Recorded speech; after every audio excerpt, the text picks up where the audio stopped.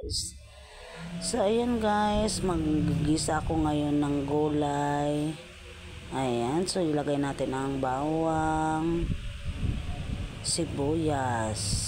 Ayan. So ayan. At halo-haloin na natin, no, para medyo umano yung sibuyas at bawang. So ayan, simpleng luto lang ito guys.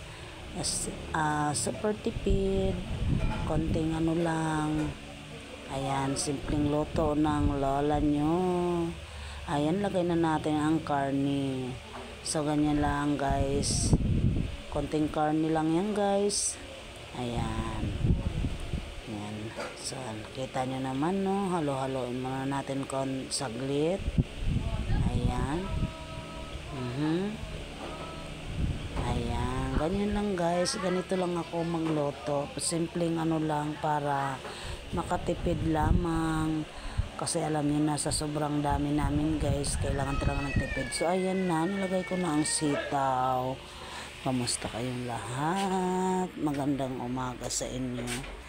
Ayan, ganito palagi ang inaano ko guys, alas 4 pa lang kailangan na natin magluto, alas 4 ng madaling araw, para sa mga papasok sa trabaho at sa pagpasukan naman sa school. Ayan ang obligasyon ko guys, araw-araw.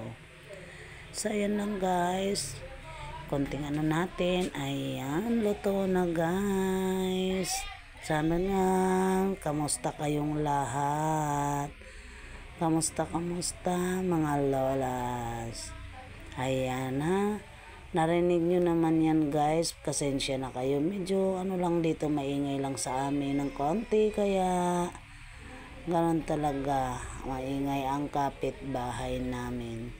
So ayan, so yummy na yan guys, no, yan, luto na yan guys, konting halo-halo lang, toyo lang yan guys. Ayan, so napakasarap.